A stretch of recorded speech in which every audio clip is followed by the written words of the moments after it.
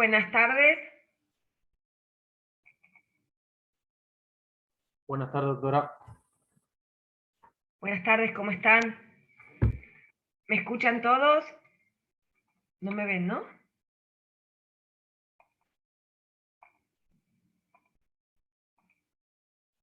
No sé qué pasa, como si no tomara la... A ver.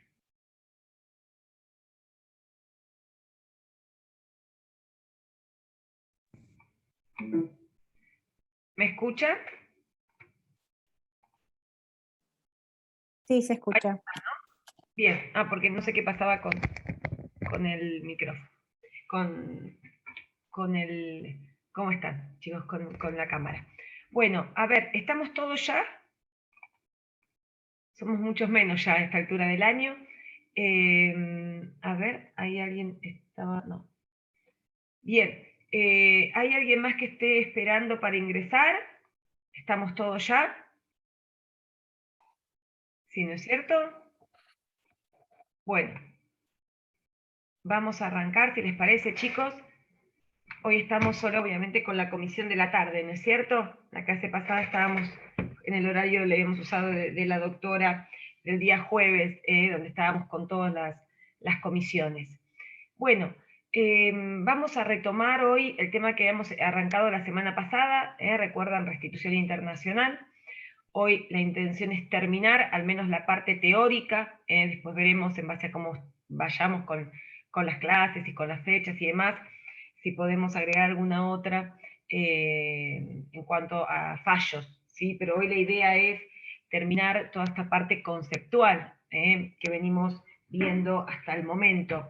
Si alguien tiene alguna pregunta, si no arranco, no sé si alguno me quiere decir algo antes de que arranquemos. ¿Todos me están escuchando bien? Como no los veo muy poquita gente. Sí, ¿no es cierto? Veo algunos cuadraditos ahí, después no los veo a todos. Hola, A todos. profe. Buenas tardes. ¿Cómo están? Buenas tardes. Bien, recién me uno, no sé si tomó asistencia o no. No tomé asistencia. Gracias. No se preocupen. Sí, ahí veo que van sumándose alguno más. Bueno, si ninguno tiene ninguna pregunta de lo que vimos hasta acá en la clase pasada, continuamos, ¿les parece? Así ya podemos retomar y arrancar la clase del día de hoy. Bien, espérenme que vamos a volver a retomar el PowerPoint que habíamos empezado a ver la clase pasada, también para recordar un poquito hasta dónde llegamos, a ver si me deja estar. Bien, ¿ahí lo ven? No. No, no sé. Ahora sí.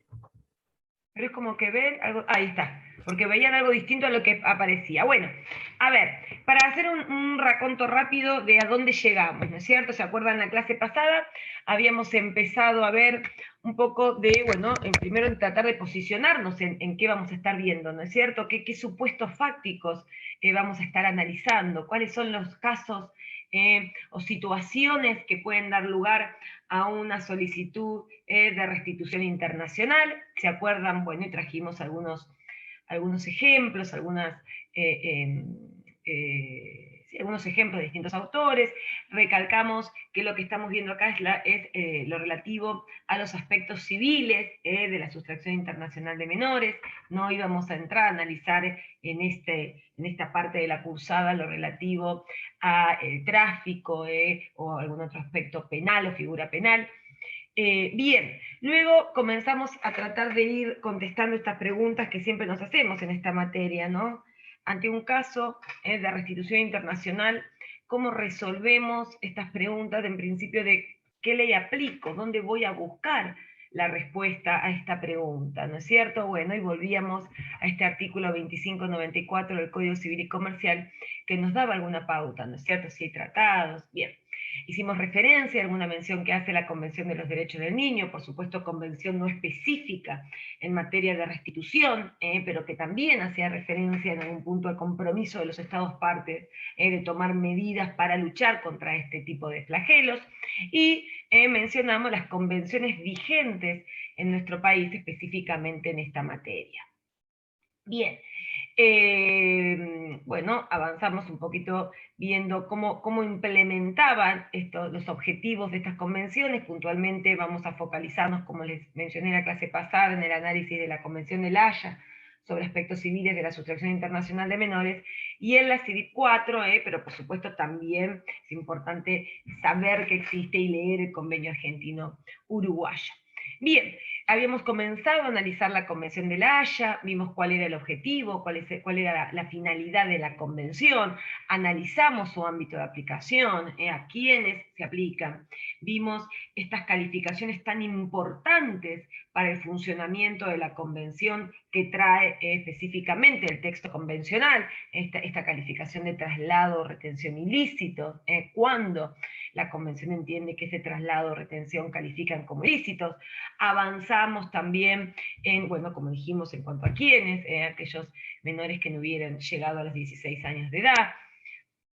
Hicimos todo un análisis de esta cuestión, y luego también vimos el artículo 5, que es otra calificación fundamental que trae la convención. Acá nos centramos un poquito en lo que tiene que ver con el derecho de custodia específicamente, más allá que por supuesto también califica lo que es el derecho de visita. Estos conceptos son muy importantes para luego poder analizar en cada caso el funcionamiento de la convención y si estamos o no dentro de su ámbito de aplicación. Bien, vimos cuál era la autoridad central que ha designado nuestro país para el funcionamiento de ambas convenciones.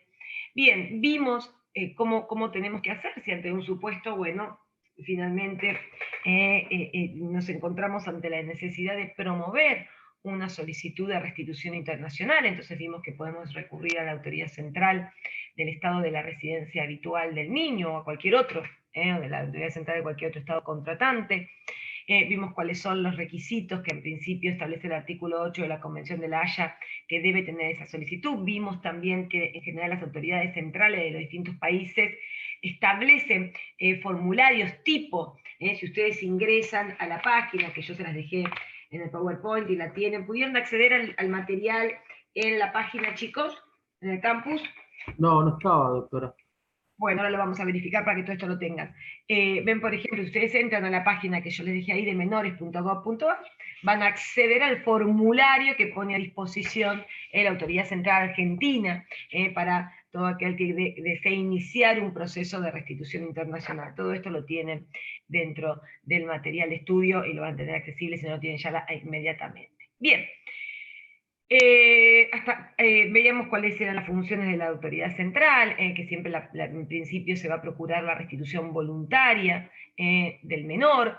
Analizamos también, ampliando un poquito más la intervención, que en general la autoridad requerida, que en general va a ser, porque las autoridades centrales son estas instituciones que designa cada Estado para, bueno, justamente cumplimentar las funciones que establece la Convención en pos de llevar adelante dicho proceso, este proceso de cooperación internacional, pero también vimos que no son las autoridades centrales las que resuelven eventualmente respecto a la procedencia o no de la restitución, sino que ofician como intermediarios y van a dar intervención en principio a las autoridades administrativas o judiciales correspondientes del Estado en el que se encuentra en principio el niño, para llevar adelante este proceso de restitución.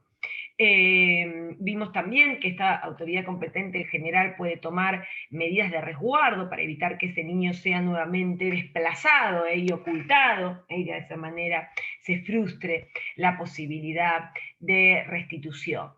Bien.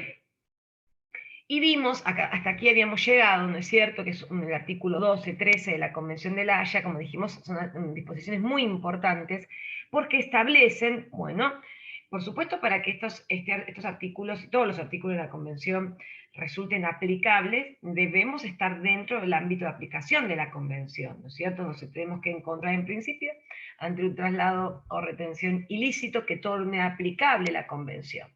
¿Se acuerdan que el artículo 12 lo que nos decía de la Convención de La Haya, vamos a ver que es muy similar a la CIDIP y que ahora luego la vamos a analizar, que cuando un menor haya sido trasladado o retenido ilícitamente en los términos del artículo 3 de la Convención, y en la fecha en que se inicia el proceso de restitución ante la autoridad competente o judicial o administrativa del estado donde se encuentra el niño. Y esto es muy importante en las distintas conferencias donde participa, por ejemplo, la Cancillería, la Autoridad Central Argentina, siempre remarcan esto, ¿no es cierto? Y lo vamos a ver cuando veamos la CIDIP. Una cosa es la autoridad competente para conocer en la solicitud, que puede ser la autoridad central, por ejemplo, del estado de la residencia habitual, y otro es quien va a resolver en definitiva sobre esta cuestión, que en principio es la autoridad competente del estado donde el niño se encuentra, está siendo retenido o ha sido trasladado ilícitamente, porque por supuesto acá se garantiza el derecho de defensa y hay una breve sustanciación de la solicitud para dar posibilidad a la parte que ha retenido o sustraído, retenido o trasladado ilícitamente al niño a poder eventualmente invocar alguna de las defensas causales para oponerse a la restitución que prevén estas convenciones.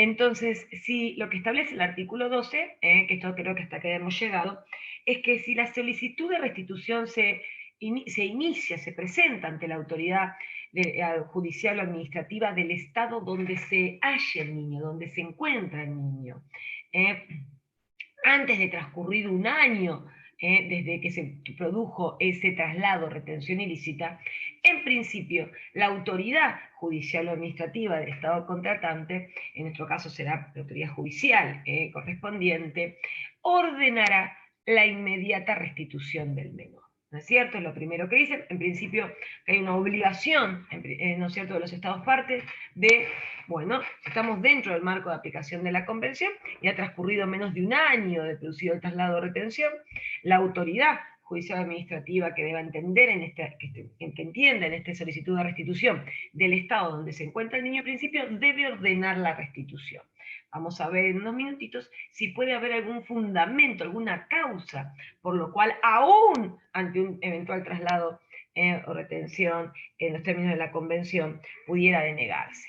Y dice, si la autoridad judicial o administrativa, aun cuando hubiera transcurrido más de un año que se produjera ese traslado, retención, fíjense, aun en caso de que se hubieran iniciado los procedimientos después de expirado de un plazo de un año a que se hace referencia en el párrafo precedente, ordenará también la restitución. O sea, esto es importante, porque el hecho de que haya transcurrido un año no obsta la procedencia de la restitución. No es que el juez, por ejemplo, al que se le solicita la restitución, se advierte que el traslado se produjo hace más de un año, debe rechazar de plano la restitución. No. Fíjense lo que dice el artículo 12, párrafo segundo. Ordenará asimismo la restitución del menor, salvo que quede demostrado que el menor ha quedado integrado a su nuevo ambiente. ¿Por qué? Porque podemos entender que su centro de vida, su residencia habitual, ha quedado desplazado a otro estado. Y esto, por supuesto, ¿cómo se va a acreditar? Bueno, a través del material probatorio, que la parte que en principio se oponga a la restitución ofrezca y produzca en este proceso breve de restitución internacional. Hay un caso que ustedes tienen en el libro y que solemos preguntar, que es Lozano con Montoya Álvarez, resuelto por la Corte Suprema de Estados Unidos del año 2014, donde acá lo que y ustedes, la mención que tienen en el libro es cierta crítica, ¿no es cierto?, a la interpretación que ha hecho la Corte de Estados Unidos por el riesgo, digamos, que esto puede implicar en cuanto al mensaje, eventualmente de instar o incitar que se oculte al niño, se haga pasar el año para de alguna manera frustrar la restitución. En este caso, brevemente, se trataba de un niño nacido en el 2005, de padres que se habían conocido en Londres y que habían vivido juntos allí, no se habían casado. En primera instancia, el Tribunal de Distrito constató que el padre había maltratado a la madre y que el menor había estado expuesto a problemas de relación de sus padres y había sufrido por ello. En el 2008, después de la visita a la hermana en Nueva York, la madre se lleva al niño del hogar familiar y vivió con ella en una casa de acogida para mujeres durante 7 meses. A principios de noviembre del 2008, la madre se traslada a Nueva York con la niña, tenían permiso para estar allí por 90 días y se quedaron con la hermana de la madre, o sea, con la familia materna, en Estados Unidos. El padre inicia la solicitud de restitución internacional en el Reino Unido, pero en ese momento el progenitor no sabía dónde se encontraba su hija. En el 2010 el padre presentó la demanda de restitución internacional ante la Autoridad Central de Inglaterra, transcurrido 16 meses de haberse producido el traslado. Y luego, bueno, cuando toma conocimiento de que se encontraba en Estados Unidos, en noviembre de 2010 se presenta la demanda de restitución ante los tribunales de Nueva York. El tribunal de primera instancia rechazó la demanda, consideró que el traslado había sido ilícito, pero que la niña se había integrado a su nuevo ambiente, y rechazó el argumento de la mamá acerca del riesgo grave al que estaría expuesta la menor si se la restituyera. El progenitor recurre dicha resolución y en el agosto del 2012 el Departamento de Estado de Estados Unidos hizo una presentación de amicus curiae por la cual recomendó al Tribunal de Apelación que declarara que el principio de suspensión del plazo, o llamado equitable tolling, que es la suspensión del plazo por razones de equidad o fuerza mayor, no se aplicara al plazo de un año que prevé el artículo 12 de la Convención de La Haya del 80, por entender, bueno, que no era algo que estuviera previsto por la Convención. El tribunal, bueno, desestima el recurso que interpuso el padre, y la Corte Suprema de los Estados Unidos concedió el auto de revisión de sentencia para determinar si el plazo de un año del artículo 12 se podía someter al principio de equitable tolling, o sea, podía entenderse que podría suspenderse, por ejemplo, ante el desconocimiento del paradero del niño. Bueno, lo que resolvió, se desestima la apelación y se confirma la resolución de no restitución, resolviendo que este principio de equitable tolling no se podía aplicar a la excepción prevista por el artículo 12, segundo párrafo de la Convención de La Haya. O sea, rechazó la posibilidad de entender que de algún modo el plazo pudiera suspenderse durante el periodo eventualmente que se desconociera el paradero del niño. Por supuesto, esta es una resolución de la Corte de este país, no es obligatoria, ni mucho menos para los restantes estados, y vamos a ver cómo otros textos legales, por ejemplo la CIDIP, resuelve esta cuestión. Pero bueno, este es un fallo que puede cuestionarse desde el punto de vista que da un mensaje peligroso, ¿no es cierto?, de que tal vez el progenitor que hubiera trasladado o se encuentre reteniendo ilícitamente al niño, bueno, procurará ocultarlo o trasladarlo de un estado al otro para evitar que sea localizado y así lograr que transcurra el plazo de un año y alegar eventualmente que ha quedado integrada a su nuevo ambiente. Bien, en la CIDIP 4 que vamos a ver ahora sobre restitución internacional, vamos a ver que resuelve esta situación. Fíjense el artículo 14 que dice expresamente que los procedimientos previstos en esta convención deberán ser también instaurados dentro del plazo de un año calendario a partir de la fecha en que el menor hubiera sido trasladado o retenido ilegalmente. Pero respecto de menores cuyo paradero se desconozca, el plazo se computará a partir del momento en que fueren precisa y efectivamente localizados. Esto justamente evita esta situación, esta laguna que ha quedado en la Convención de La Haya. Expresamente prevé que si se desconoce el paradero, bueno, esto no va a hacer transcurrir este plazo de un año. Bien, y dice, por excepción, el vencimiento del plazo del año no impide que se acceda a la solicitud de restitución si a criterio de la autoridad requerida lo justifican las circunstancias del caso, a menos que se demostrare que el menor se integra o sea integrado a su nuevo entorno. En la misma solución, si ustedes ven, por ejemplo, la Convención de La Haya del 96 sobre competencia, ley aplicable, reconocimiento, ejecución y cooperación en materia de responsabilidad parental y medidas de protección del niño, al momento ha sido firmada, pero bueno, aún no vigente para nuestro país. Van a ver que tienen el artículo 7 también prevista este supuesto de, bueno, en caso de desplazamientos o retención ilícita. Bueno, léanlo ustedes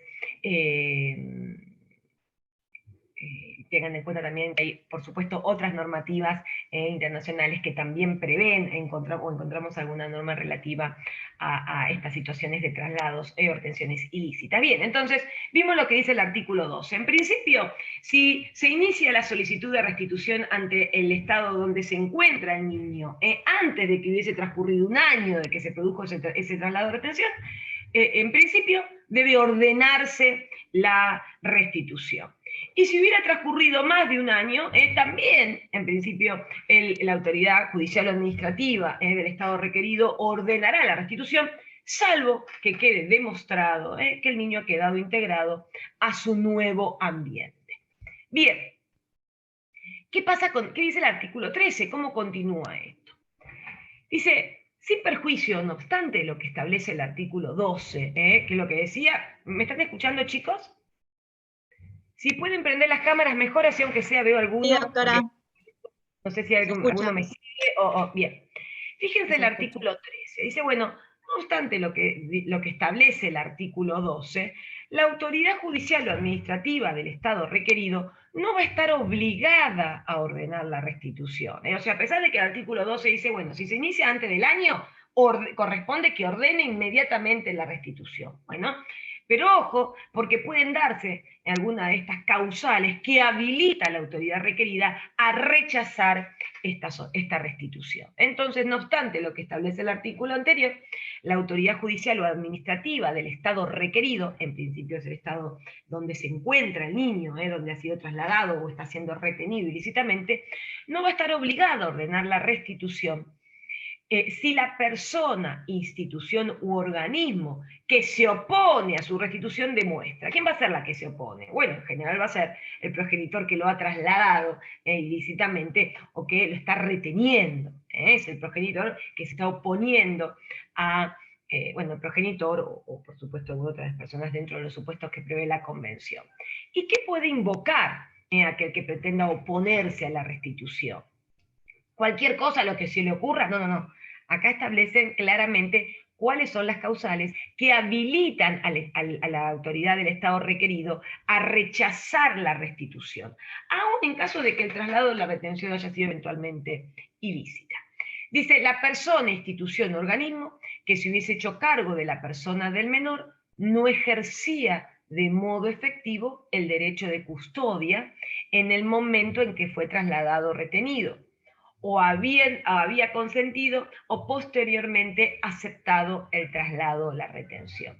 Recordemos cómo calificaba la convención en el artículo 3 cuando el traslado o la retención es ilícita. Recordemos que decía que es aquel que se hace en infracción al derecho de custodia, ¿no es cierto?, otorgado, etcétera, etcétera, y que además ese derecho se ejercía efectivamente al momento de producirse el traslado o si hubiera ejercido de no haberse producido el mismo. Entonces, el primer planteo es que, bueno, la persona, institución o organismo que se hubiese hecho cargo, que estuviera solicitando la restitución, en realidad no ejercía de modo efectivo el derecho de custodia en el momento en que fue trasladado o retenido, o que en realidad lo había consentido o posteriormente aceptado ese traslado o retención.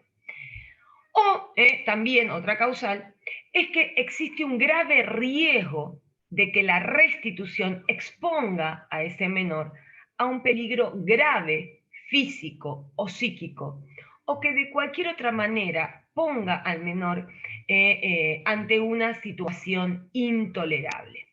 Esta causal de grave riesgo de que se exponga, de que la eventual restitución exponga al menor a un peligro grave físico o psíquico o de cualquier otra manera a una situación intolerable, no se refiere únicamente a circunstancias que pueden ocurrir en relación al niño, ¿no es cierto? También podría llegar a ser alguna cuestión en relación al progenitor que lo está reteniendo o que lo ha trasladado, o inclusive eventualmente al estado de origen. Lo que sí se ha entendido doctrinaria y jurisprudencialmente es que esta causal, para que proceda, requiere un grado acentuado de perturbación, muy superior al impacto emocional que normalmente deriva de la ruptura de la convivencia con alguno de sus progenitores. O sea, ¿qué quiere decir esto? que por supuesto toda separación, y que eventualmente un papá vive en un estado y el otro progenitor en otro, esta ruptura de la unión matrimonial o convivencial seguramente va a generar un impacto emocional en el niño, pero el grave riesgo a un peligro grave físico, psíquico, requiere una instancia de perturbación mayor, grave, muy superior al impacto que normalmente deriva de la ruptura de la convivencia de los progenitores. Como puede ser, por ejemplo, que el sustractor alega que el padre que solicita la restitución ha cometido abuso o violencia contra el niño o contra el progenitor que lo ha trasladado o lo retiene, o que existe un estado de guerra, terrorismo, epidemias, hambrunas en el estado de la residencia habitual, por lo tanto, eventualmente restituirlo a dicho estado podría colocar a ese niño en una situación realmente de vulneración de derechos y de grave peligro físico, psíquico, de vida incluso. Alguna orden de arresto contra el sustractor. Ustedes saben que hay estados donde eventualmente, bueno, a veces hay sanciones graves o penas de muerte, o bueno, hay situaciones que pudieran colocar inclusive ante un riesgo serio al progenitor que hubiera trasladado o retenido al niño. Entonces, para que proceda esta causal del artículo 13, inciso B, de grave riesgo, debe tratarse de un riesgo a un peligro grave, es un supuesto que debe estar calificado, tiene que ser un grado importante, acentuado de perturbación, mucho mayor al impacto que en todo niño tiene la mera separación de sus progenitores. Y por supuesto se va a analizar en el caso concreto. Existen desde la Conferencia de La Haya, se han emitido distintas guías de buenas prácticas, y la última que se ha elaborado, creo que todavía no está traducida, es justamente la del artículo 13, inciso 1b. Entonces, ya existe la guía de buenas prácticas donde, no sé si la llegan a ver, lo ven ahí, donde específicamente se refiere, no sé si lo ven, en la guía de buenas prácticas en relación al artículo 13, ¿lo ven ahí? 13.1b. Donde justamente se ha analizado, elaborado y procurado de alguna manera armonizar la aplicación de este supuesto, porque por supuesto todos estos supuestos van a quedar sujetos al análisis, interpretación y final resolución de la autoridad judicial o administrativa del estado requerido en cada caso. Entonces, desde la Conferencia de La Haya se van dictando distintas guías de buenas prácticas justamente para procurar armonizar la interpretación y aplicación en particular esta convención. Entonces, hasta ahora tenemos el primer supuesto por el que la autoridad requerida podría denegar la restitución, aunque hubiese transcurrido menos de un año, por supuesto, de que se haya producido el traslado de la retención, es que la persona, institución o organismo que se hubiese hecho cargo de la persona del menor, o sea, que solicita esa restitución, no ejercía de modo efectivo el derecho de custodia al momento de producir el traslado, o que en realidad lo había consentido, dicho traslado, o posteriormente lo ha aceptado. Bien, el otro supuesto es el grave riesgo de que la restitución exponga al niño a un peligro grave físico o psíquico, o que de cualquier otro modo lo exponga a una situación intolerable. Otra vez, habrá que alegar la causal y ofrecer todas las medidas probatorias para acreditar que este supuesto, que requiere, como les digo, un grado acentuado de perturbación, realmente se encuentra acreditado en el caso. También prevé el artículo 13, en el tercer párrafo, que la autoridad judicial o administrativa a la que se le requiera la restitución podrá negarse a ordenar la restitución si comprueba que el propio menor se opone a dicha restitución, cuando el menor haya alcanzado una edad y un grado de madurez que resulte apropiado, en que resulte apropiado tener en cuenta sus opiniones. Entonces, el otro de las causales es cuando el propio niño, el menor, menor dentro de la calificación de la convención, se opone rotundamente a dicha restitución, y que la autoridad interviniente entienda que acorde en atención a su edad y grado de madurez corresponde a tener y hacer lugar a su opinión. Acá, por supuesto, siempre se va a oír el niño, el derecho a ser oído, que surge del artículo 12 de la Convención de los Derechos del Niño, que también la tenemos consagrado en la legislación interna, como por ejemplo el artículo 707 del Código Civil y Comercial, siempre se lo va a oír independientemente de su edad. Para que quede configurada esta causal, también la doctrina y jurisprudencia ha entendido que la posición del niño debe ser categórica, clara, fundada, debe existir un repudio irreductible a regresar. Y por supuesto, el juez interviniente, la autoridad interviniente, lo va a analizar en base a todas las circunstancias del caso, a la edad y al grado de madurez. Hay varios ejemplos que podría mostrarles donde, bueno, el juez ha rechazado la restitución en atención a que existía una clara oposición del niño a regresar al estado de su residencia habitual, ¿no es cierto? Y que por todas las circunstancias del caso la autoridad requerida entendió pertinente hacer lugar a dicha oposición. Es importante también acá un pequeño detalle, porque muchas veces se plantea que eventualmente antecedentes de violencia no debieran por sí, por parte del progenitor que solicita la restitución, no debieran por sí automáticamente implicar el rechazo de la restitución, porque inclusive se ha planteado que la restitución es al estado de la residencia habitual y no al progenitor que solicita la restitución. Entonces, se ha entendido que, bueno, de hecho, se procura siempre en principio, y cuando están dadas las circunstancias para ello, que el menor retorne al estado de su residencia habitual en lo posible acompañado por el progenitor que lo ha trasladado o retenido ilícitamente, porque por supuesto pensemos que en general quien traslada o retiene es uno de los progenitores, o sea, es una persona con la cual el niño ha vivido toda su vida o tiene un vínculo totalmente estrecho, y la separación con ese progenitor puede ocasionar un daño mayor al niño. Entonces siempre se procura que ese regreso seguro al estado de su residencia habitual, por supuesto, sea en las mejores condiciones y acorde al superior interés de ese niño. Y bueno, esto que les decía, se ha planteado que, por supuesto, al momento de ordenarse la restitución, el juez que ordena esa restitución tendrá que prever también cómo va a efectivizarse esa restitución y eventualmente coordinar con el estado de la residencia habitual las medidas necesarias para que ese niño retorne y sea recibido de modo seguro. Y que eventualmente se entiende, como les digo, que la restitución es al estado de la residencia habitual, que van a ser las autoridades competentes de ese estado quienes van a resolver en definitiva sobre las cuestiones de fondo, que se ordene eventualmente en el marco de una solicitud de restitución internacional. La restitución al estado de la residencia habitual no implica resolver que ese niño debe estar bajo el cuidado del progenitor que solicita la restitución. ¿Por qué? Porque en el marco del proceso de restitución no se resuelve en relación a las cuestiones de fondo, que pueden ser el cuidado personal o la custodia, la guarda, el derecho del sistema de comunicación.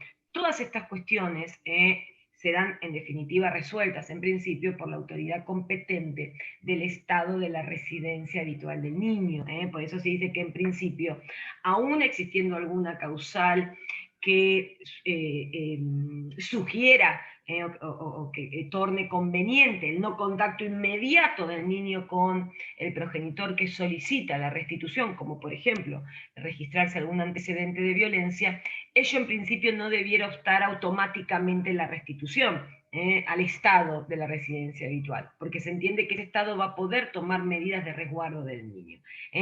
Pero por supuesto que existen circunstancias que pueden dar lugar a que resulte aplicable el supuesto de grave riesgo del inciso B, y por lo tanto corresponde al rechazo de esa restitución. Entonces, del juego de los artículos 12 y 13 tenemos, en principio, se podrá denegar la restitución cuando hubiere transcurrido más de un año al momento en que se solicite esa restitución ante la autoridad del Estado donde se encuentra el niño, y se acredite que ese niño ha quedado integrado a su nuevo medio, ¿no es cierto? Que en realidad ha habido un desplazamiento de su centro de vida.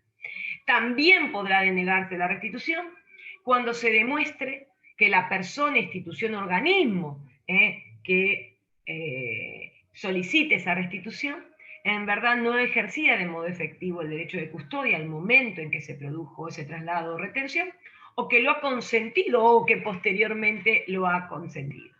Que la restitución pudiera exponer al niño un grave riesgo físico o psíquico o colocarlo de cualquier modo en una situación intolerable, o que exista una clara oposición del niño, oposición que debe ser categórica, fundada, clara, debe haber un rechazo irreductible a regresar, y que, por supuesto, en base a la edad y grado de madurez, resulte apropiado tener en cuenta su opinión. Tengan en cuenta que en general, siempre en este tipo de procesos, cuando la autoridad judicial o administrativa, en nuestro caso la judicial, a que reciba la solicitud de restitución, se le va a correr en principio un breve traslado a quien estuviera reteniendo o hubiera trasladado ilícitamente al niño, a los fines, por supuesto, de garantizar el derecho de defensa, y en general se va a dar intervención al equipo técnico, se va a citar a este progenitor,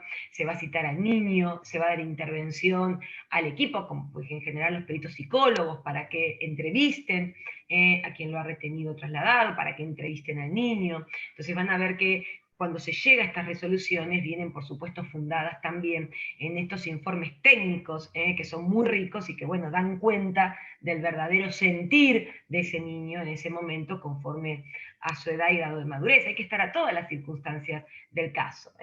Bien. Bueno, y por supuesto acá dice que al examinar las circunstancias a que se refiere este artículo, las autoridades judiciales y administrativas tendrán en cuenta la información que sobre la situación social del niño, del menor, proporcione la autoridad central u otra autoridad del lugar de su residencia habitual, por supuesto. Tengan en cuenta que, bueno, al momento de efectuarse la solicitud, que va a ser ante la autoridad central del Estado en principio de la residencia habitual, o inclusive puede promoverse ante la autoridad judicial de ese Estado, bueno, por supuesto, la parte que solicita la restitución va a proveer todos los elementos del caso, y la autoridad central, o eventualmente la autoridad requirente, si fuera, por ejemplo, una autoridad judicial, también procurará proporcionar toda la información en relación a ese niño, y en su caso el juez que deba resolver la restitución podrá requerir a esa autoridad central o autoridad judicial del otro estado a que amplíe cualquier información que crea pertinente y necesaria para resolver en definitiva en relación a la restitución. Entonces, en el juego del artículo 12 y 13, Nicolás, ¿estás preguntando algo, no? Sí, le quería hacer una pregunta respecto al artículo 3, inciso A, que dice que no se le va, digamos, a ordenar restitución a la persona, institución, organismo que se hubiesen hecho cargo del... No, a ver, que la persona del menor no ejercía de modo efectivo el derecho de custodia. O sea, que la persona que ejercía el derecho de visita no se le va a restituir. Para que se proceda a la restitución, quien lo solicita en general es el titular del derecho de custodia, porque fíjense que lo que da lugar a la restitución es que existe un traslado o retención ilícita. Y si vamos al artículo 3, esperen para no ir para atrás nuevamente, fíjense, para no ir atrás en el PowerPoint, esperen que vamos, para que ustedes también lo vean conmigo. Recordemos lo que dice el artículo 3, fíjense. La retención o traslado de un menor, ¿cuándo se consideran ilícitas? Cuando se haya producido en infracción de un derecho de custodia atribuido separado conjuntamente a una persona, institución o organismo, con arreglo al derecho vigente del estado en el que el niño tenía su residencia habitual inmediatamente antes de ese traslado o retención. Y, además, que ese derecho se ejercía en forma efectiva, separado conjuntamente, al momento en que traslado o retención se produjo, o si hubiera ejercido, de no haberse producido ese traslado o retención. Entonces, para que ese traslado califique como ilícito es necesario que quien solicite, que quien haya efectuado ese traslado o retención, esté violando, esté infringiendo un derecho de custodia. Quien va a solicitar la restitución va a ser el titular del derecho de custodia, que entiende que su derecho está siendo infringido. Si lo que se plantea es que con el accionar de la otra parte, en principio titular exclusivo del derecho de custodia, se está infringiendo un derecho de visita, no es la restitución la solución que prevé la Convención, sino es el supuesto mecanismo que prevé el artículo 21 en relación al derecho de visita. Por lo tanto, el derecho que debe infringir ese traslado o retención para calificar como ilícito es un derecho de custodia.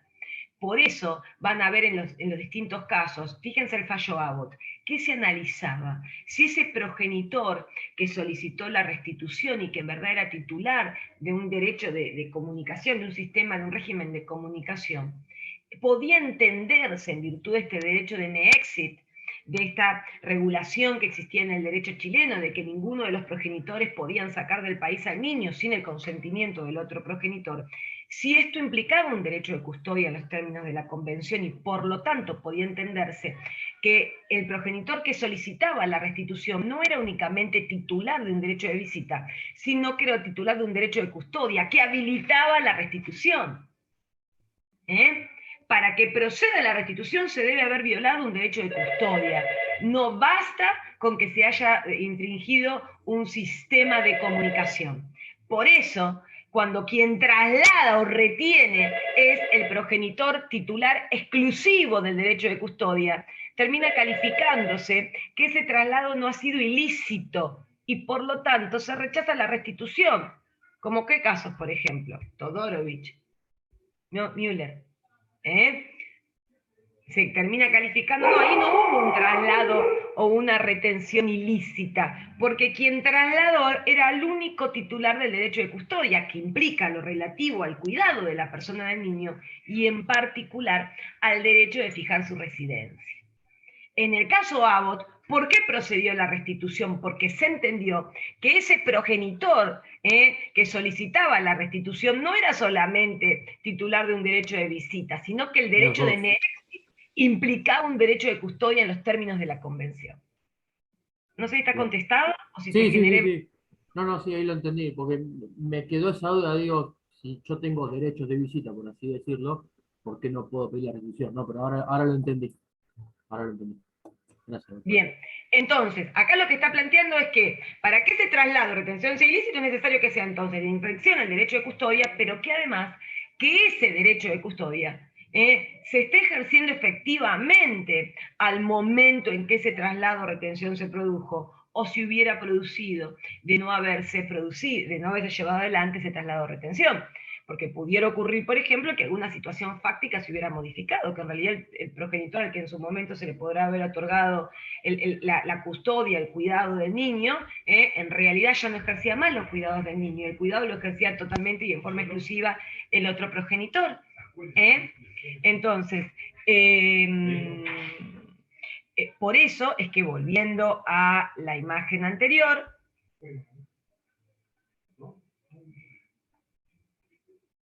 espérenme que estábamos por acá, sí, que estábamos por acá, el artículo 13 prevé que la primer supuesto para denegar la restitución es que esta persona, institución o organismo que solicita la restitución y que se alega titular del derecho de custodia, en realidad no ejercía efectivamente ese derecho al momento de producirse el traslado o retención, o que consintió ese traslado o retención, ya sea al momento en que se produjo o posteriormente. ¿Está claro esto? ¿Sí, Nicolás?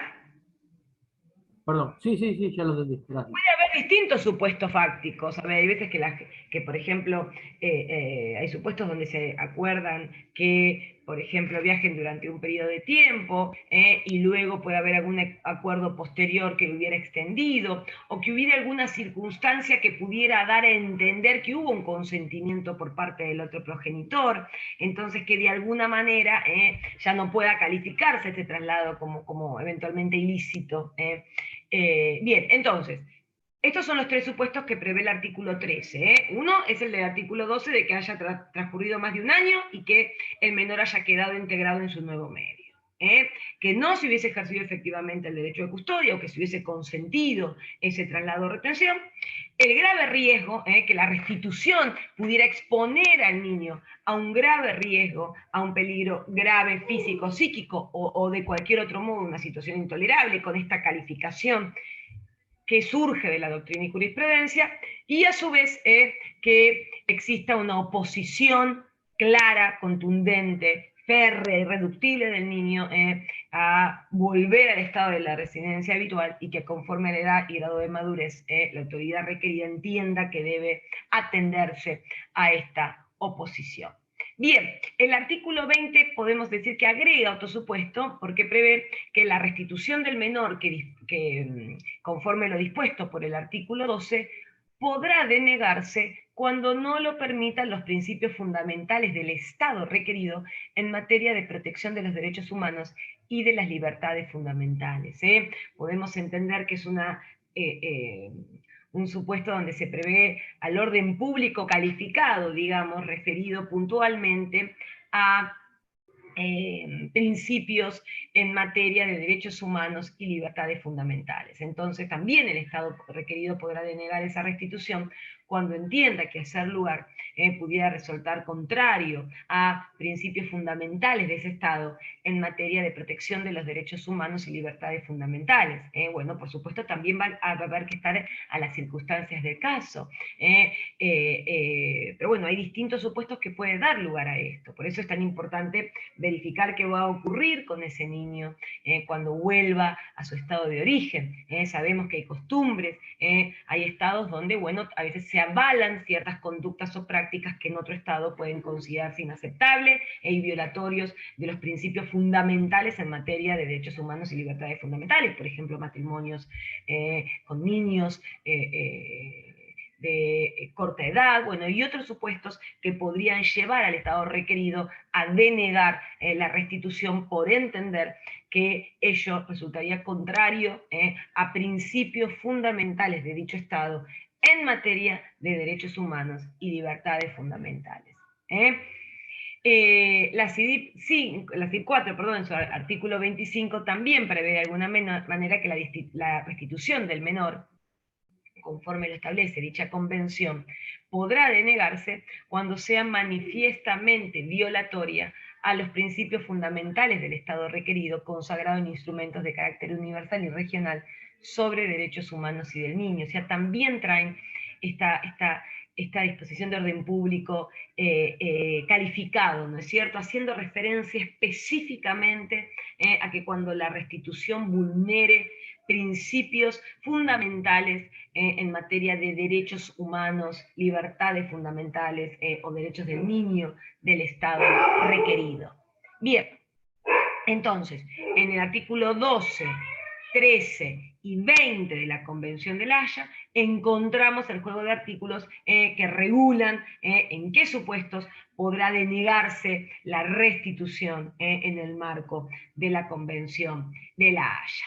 Bien, también el artículo 18 dispone que las disposiciones de la Convención no limitarán las facultades de las autoridades judiciales o administrativas de ordenar la restitución del menor en cualquier momento, ¿no? Y acá les traigo un extracto del informe explicativo de Pérez Vera, que ustedes lo van a tener a disposición en el campus, donde fíjense cómo refiere, ¿no es cierto?, el artículo 13 y 20 de la Convención de La Haya deben ser interpretados en forma restrictiva. Por eso le digo, estos son los supuestos, en principio no otros. Por supuesto, uno puede hacer encuadrar distintas situaciones fácticas en alguno de estos supuestos. Podemos hacer encuadrar situaciones de violencia, de abuso, tal vez en el 13, inciso 1b. Entonces, luego las partes irán encuadrando situaciones fácticas que entiendan, importen o acrediten alguno de los extremos que prevé, por ejemplo, el artículo 13, o en su caso la integración al nuevo medio. Pero es importante esta explicación en cuanto a que los supuestos del artículo 13 y 20 deben ser interpretados en forma restrictiva. El convenio descansa, y esto se los traigo también para que ustedes vean cuál es el espíritu, ¿no es cierto?, de la convención. Descansa en el rechazo unánime del fenómeno de traslados ilícitos de menores y en la convicción de que el mejor método de combatirlos a escala internacional, consiste en no reconocerle consecuencias jurídicas. Entonces, el espíritu de la Convención, tanto de la Haya como de la CIDIP, y el criterio imperante en la comunidad internacional es el rechazo a este tipo de traslados, por entender que eso vulnera el superior interés del niño, por entender que eso lesiona los derechos fundamentales del niño, y que debe procurarse prontamente la restitución al Estado de su residencia habitual, para que sean las autoridades competentes de ese Estado quienes resuelvan en definitiva lo que corresponda en cuanto a las cuestiones de fondo, y evitar que estos modos y medios ilícitos, estos traslados o retenciones ilícitas, surtan efectos jurídicos. Porque ¿qué es lo que se pretende en ocasiones por aquel que traslada o retiene? Bueno, modificar en principio, por ejemplo, el centro de vida de ese niño, y con eso modificar las autoridades competentes eventualmente para resolver, por ejemplo, en relación al derecho de custodia o el derecho de visita. Entonces, la finalidad y el espíritu de la Convención y la convicción internacional, acá surge un poquito de esta explicación, el convencimiento unánime de rechazar estos fenómenos y de la convicción de que la mejor manera para evitarlos o combatirlos es no reconocerles efectos jurídicos, y por lo tanto lo que procura es que inmediatamente el niño vuelva al lugar de su residencia habitual y que sean las autoridades de ese Estado los que en definitiva resuelvan lo que corresponda en relación a ese menor. Bien, continuamos. Esto es importante porque fíjense lo que dice el artículo 19. Una decisión adoptada en virtud del presente convenio sobre restitución de menores, lo mismo pasa en relación a la CIDIP, no afectará la cuestión del derecho de fondo de custodia, nuevamente lo que decíamos hoy. El hecho de que se ordene una restitución internacional no implica resolver respecto a las cuestiones de fondo, como es, bueno, con qué progenitor debe vivir ese niño, qué progenitor debe ser titular de su cuidado, custodia, tenencia, guarda, depende de la legislación, la terminología de la legislación de cada Estado. No importa, no implica esto resolver respecto de quién tiene que tener un derecho de visita o dónde el niño debe vivir. Nada de esto se resuelve en el marco de un proceso de restitución. Lo único que se realiza en el marco de este proceso urgente y acotado en su conocimiento de restitución es, constatado el traslado o retención ilícita en los términos de la Convención, es procurar que ese niño vuelva inmediatamente al estado de su residencia habitual para que las autoridades competentes de ese Estado resuelvan lo que corresponda respecto al fondo. Entonces, esto no implica una resolución de restitución, prejuzgamiento respecto de ninguna cuestión o derecho de fondo. Y por eso el artículo 16 también prevé que después de haber sido informados de un traslado o retención ilícitos de un menor en el sentido previsto en el artículo 3, las autoridades judiciales o administrativas del Estado contratante a donde haya sido trasladado el menor o donde esté siendo retenido ilícitamente, no decidirán sobre la cuestión de fondo de los derechos de custodia, hasta que se haya determinado que no se reúnen las condiciones del presente convenio para la restitución, o hasta que haya transcurrido un periodo de tiempo razonable, mínimo más de un año, sin que se haya presentado una solicitud de restitución en virtud de este convenio. ¿Qué quiere decir esto? Que si ante un caso de traslado o restitución, que esto es muy común, que quien traslada o se encuentra reteniendo ilícitamente, se apure por iniciar las causas de fondo, ¿no? Entonces inicia un proceso de cuidado personal, inicia una demanda de alimentos. Bueno, si la autoridad requerida toma conocimiento de que en realidad pudo tener lugar un traslado o retención ilícita, debe abstenerse de resolver sobre las cuestiones de fondo, porque en principio implica que no es competente para hacerlo. De corresponder la restitución deberá ser en principio los jueces del estado de la residencia habitual. Es por eso que si luego de tomar conocimiento de un traslado o retención ilícito en los términos del convenio, las autoridades judiciales o administrativas del estado requerido, o sea, donde se encuentra el niño, donde haya sido ilícitamente trasladado, no van a decidir sobre el derecho de fondo de los derechos la cuestión de fondo de los derechos de custodia. De hecho, van a ver que en la práctica ha ocurrido casos donde, por ejemplo, se solicita la restitución. Bueno, para poder avanzar en otros aspectos, para poder eventualmente, porque inclusive, bueno, esto, por eso les digo que nosotros estamos dando los conceptos más generales, hay muchísimo trabajo inclusive en materia de mediación en el marco del proceso de restitución, o sea, es enorme la posibilidad de estudio y lo que puede abarcar la temática de restitución, pero en la práctica, no podríamos avanzar, por ejemplo, en convenir el cuidado personal del niño si sabemos que hay una solicitud de restitución, eventualmente para poder avanzar en las cuestiones de los derechos de fondo, en principio, por ejemplo, deberá desistirse del pedido de restitución. Entonces, desistido esa solicitud, bueno, avanzamos eventualmente en otros temas de fondo. Bien, entonces, esto es muy importante. Si sabemos o si el juez toma conocimiento que ha existido o que hay en curso una solicitud de restitución ante un posible traslado o retención ilícito, no debe avanzar en la resolución de cuestiones de fondo, salvo, ¿hasta cuándo? Bueno, hasta tanto se haya desestimado eventualmente la restitución, porque por ejemplo se entendió que no había ocurrido un traslado o retención ilícito, o que hubiera transcurrido un tiempo razonable sin que se hubiese iniciado una solicitud de restitución. Bien, y que otra vez, esto conjugado con el artículo 19, lo que se resuelva en el marco de un proceso de restitución no afecta a la cuestión de fondo del derecho de custodia.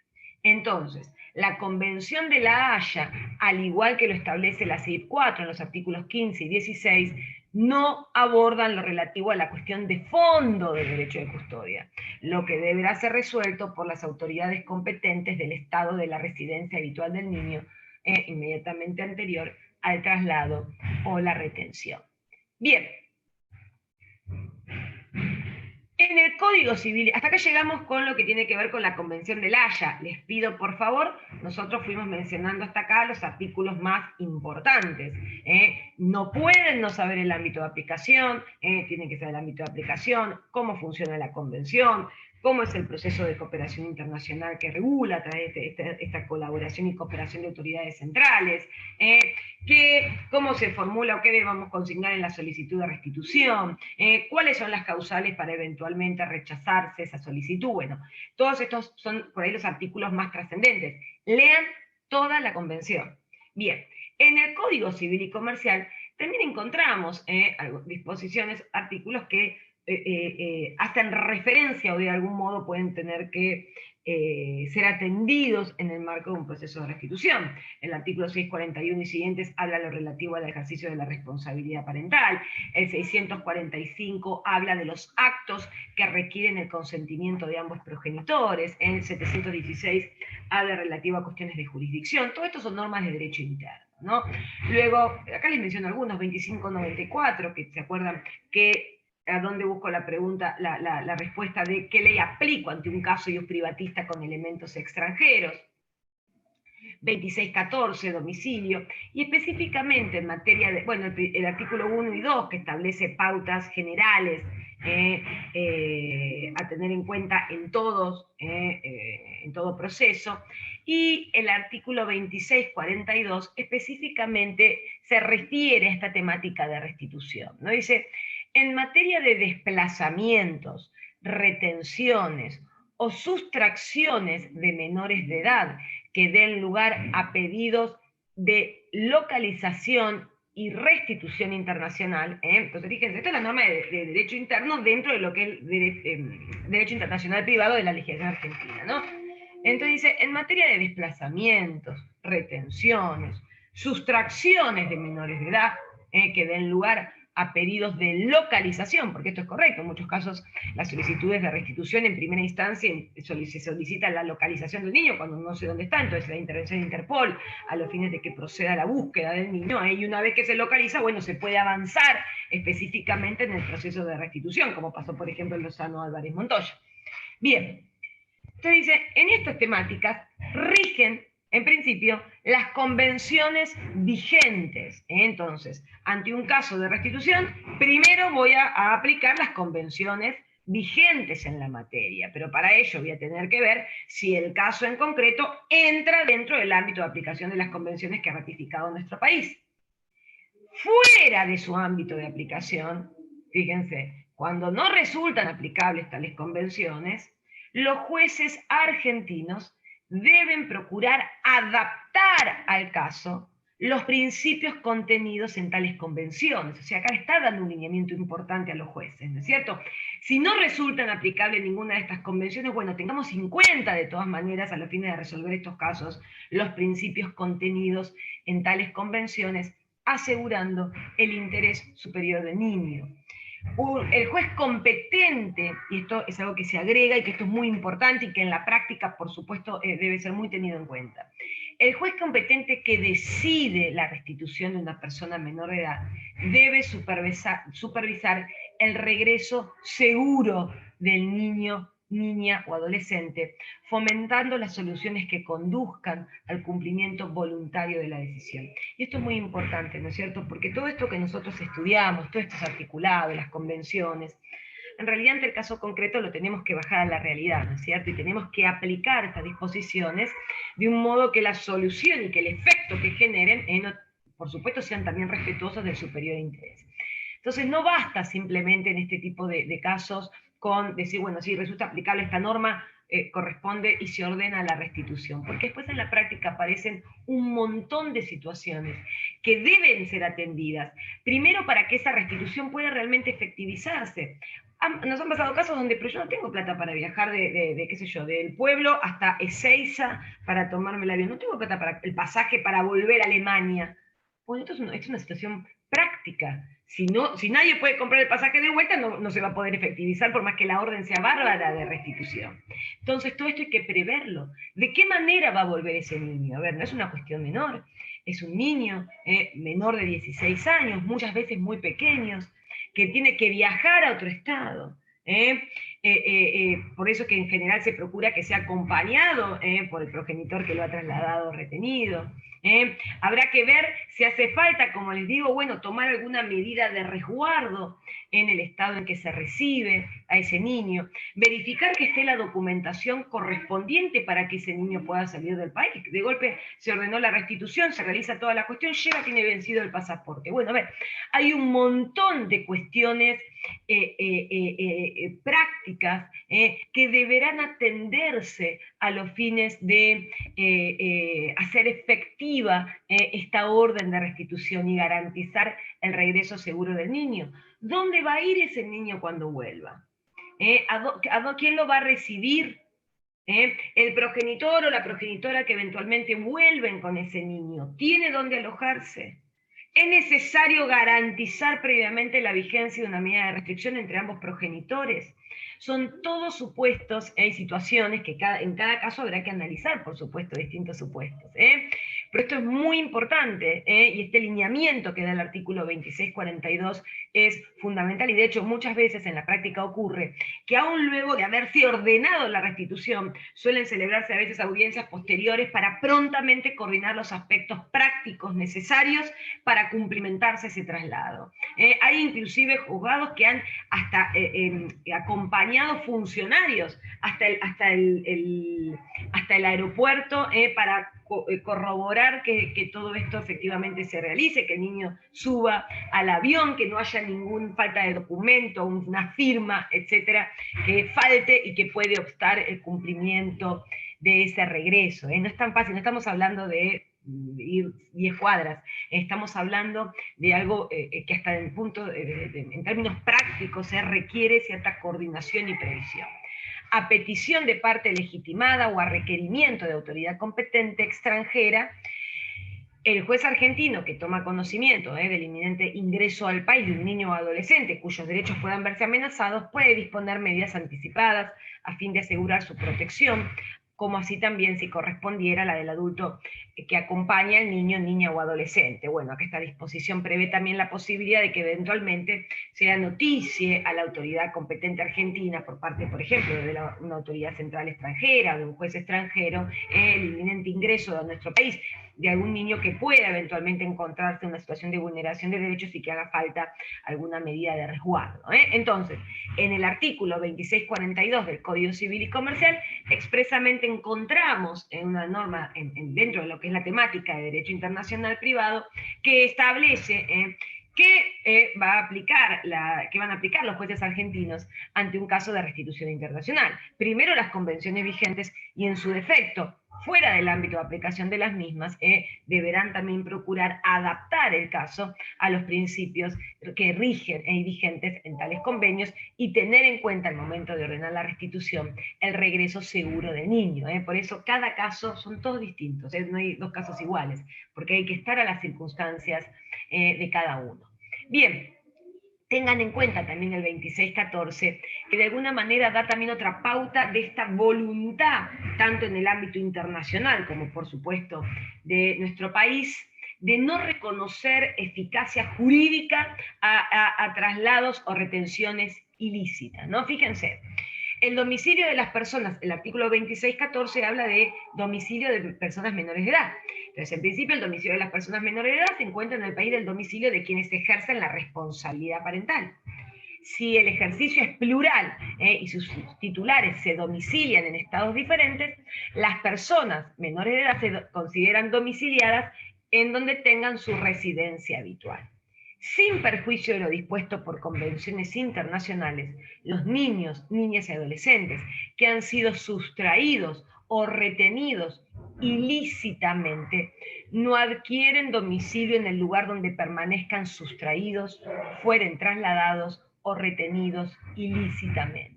Entonces, otra vez se procura evitar que ese obrar ilegítimo, ese traslado o retención ilícita pudiera dar lugar a ciertos efectos jurídicos, como por ejemplo el desplazamiento del domicilio del niño. Bien. El artículo 645 yo se los menciono, es importante particularmente en cuanto a el inciso C para este supuesto, porque, como saben, dice si el hijo tiene doble vínculo filial, se requiere el consentimiento expreso de ambos progenitores para los siguientes supuestos, entre ellos, autorizarlo para salir de la República o para el cambio de residencia permanente en el extranjero. Entonces, esto podemos asimilarlos a esta figura del nexit, ¿no es cierto?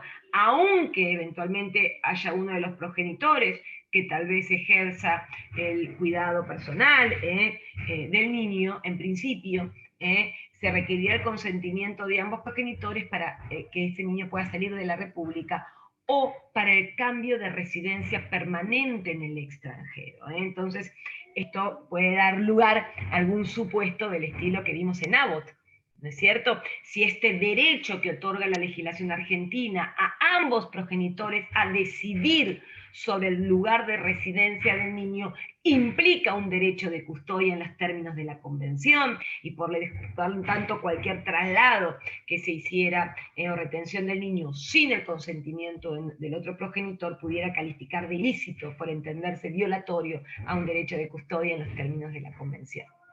Bueno, por supuesto, en todos los casos, si uno de los progenitores no da su consentimiento o media imposibilidad de prestarlo, esto lo resuelve el juez, teniendo en cuenta en miras el interés familiar y, por supuesto, el superior interés del niño. Y cuando el acto involucra a hijos adolescentes, mayores a 13 años, es necesario su consentimiento expreso.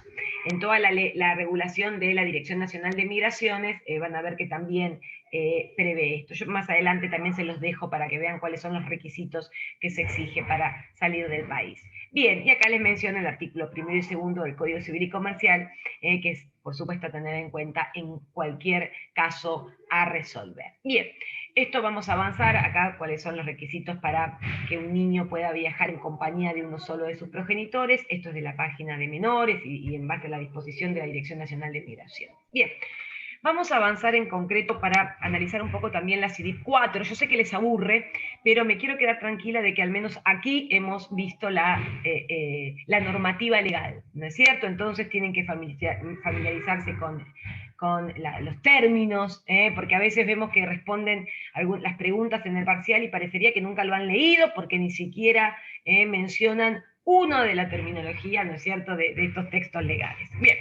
Entonces, además uno con una vez lee las convenciones, las leyes, bueno, luego cualquier pregunta que se haga, no hace falta que se lo sepan de memoria, pero más o menos tienen una idea.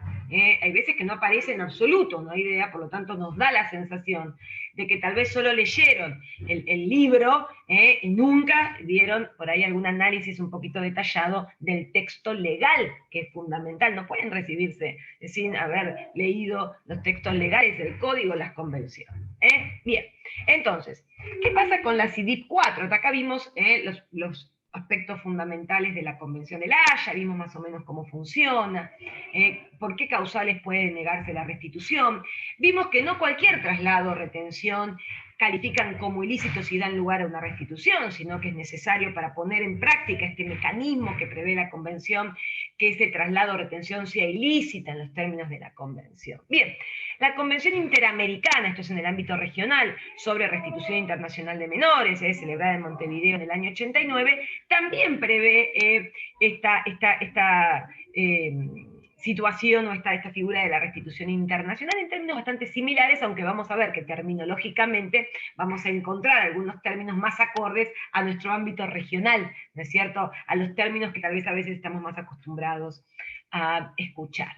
Bien, en cuanto al objeto de la convención, así como se acuerdan del artículo 1 hablaba de cuál es la finalidad de la Convención de La Haya, la CIDIP 4 también establece que la presente convención tiene por objeto asegurar la pronta restitución de menores que tengan residencia habitual en uno de los estados parte y hayan sido trasladados ilegalmente desde cualquier estado a un estado parte, o que habiendo sido trasladados legalmente hubieran sido retenidos ilegalmente. Por ejemplo, salieron con un permiso, con la conformidad del otro progenitor, pero tenían que volver el 5 de noviembre y estamos a 10 y todavía no han vuelto, o niegan o rechazan la posibilidad de volver. Entonces, el objetivo en principio de la convención es asegurar la pronta restitución de estos menores que tengan residencia habitual en un estado parte y que hayan sido trasladados ilegalmente desde cualquier estado a un estado parte, o que habiendo sido trasladados legalmente fueran retenidos ilícitamente. Y también es objeto de la convención, al igual que también lo hace La Haya, hacer respetar el ejercicio del derecho de visita y el de custodia o guarda por parte de sus titulares. ¿Se acuerdan que la Convención de La Haya decía? Bueno, también hacer respetar el derecho de custodia o el derecho de visita que se hubiese otorgado conforme a la ley de un estado parte en los restantes estados. Bien, acá ya dan alguna pauta, ¿no es cierto? La restitución internacional, pero en cualquier caso no. De menores, que también nos lleva a la necesidad de calificarlos, que tengan residencia habitual en un estado parte, y que hayan sido trasladados ilícitamente o que estén siendo retenidos ilícitamente. Entonces acá aparecen otra vez varios términos, varios conceptos que vamos a necesitar calificar. Bien, el artículo 2, estamos siempre dentro del ámbito de aplicación aquí, ¿no es cierto? Establece, califica menor a los fines de la convención, igual que hacía el 4 de la Haya, ¿se acuerdan? Y dice, a los efectos de esta convención, se considera menor a toda persona que no haya cumplido 16 años de edad. Esto igual que lo hace La Haya. Y el artículo 3 califica derecho de custodia o guarda. Acá esta convención agrega esta guarda, ¿no? Derecho de custodia o guarda. Este término de guarda, bueno, por ahí es más acorde a nuestro ámbito regional. Dice, el derecho de custodia o guarda comprende el derecho relativo al cuidado del menor y en especial el de decidir sobre su lugar de residencia, Del mismo modo que califica, ¿no es cierto?, en el artículo 5 La Haya, derecho de custodia. Se refiere al derecho relativo al cuidado de la persona del niño y en especial al de decidir su lugar de residencia. Y también califica el derecho de visita, la facultad de llevar al menor por un periodo determinado a un lugar distinto al de su residencia habitual. Lo mismo que califica La Haya.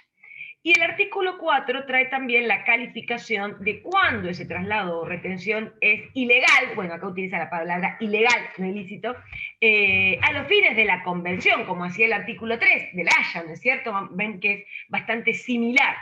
Dice, se considera ilegal el traslado o retención de un menor cuando se produzca en violación de los derechos que ejercían individual o conjuntamente, y acá pone específicamente padres, tutores o guardadores, o cualquier institución inmediatamente antes de ocurrir el hecho de conformidad con la ley de la residencia habitual del menor.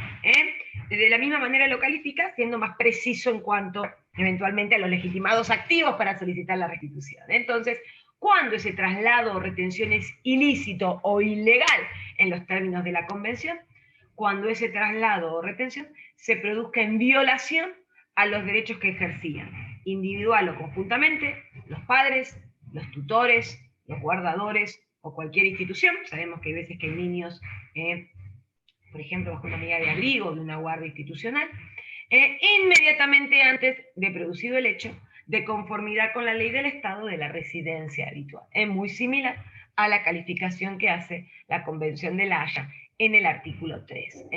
Entonces, no es cualquier traslado o retención que va a calificar como ilegal y por lo tanto en los términos de la Convención y puede dar lugar a un proceso de restitución, sino que es necesario que haya sido en violación al derecho que ejercía alguna de estas personas en relación conforme a la ley del Estado de la residencia habitual.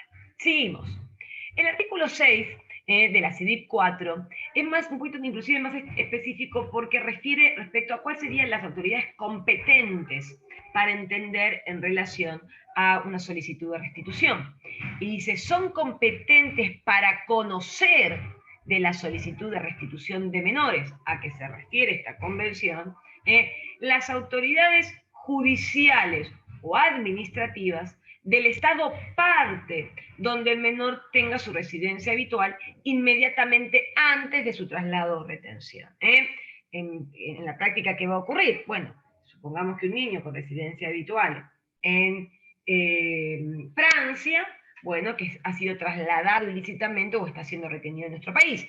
En principio, estas convenciones ambas habilitan a recurrir, por ejemplo, ante la autoridad central francesa del Estado de la residencia habitual, o recurrir directamente ante la autoridad judicial de ese Estado e iniciar un proceso de restitución internacional. Que en ese caso, ¿qué va a ocurrir? Si es ante la autoridad judicial, seguramente el juez francés le va a dar intervención a la autoridad central francesa para que remita la solicitud de restitución a la autoridad central del Estado en la que el niño en principio se encuentra.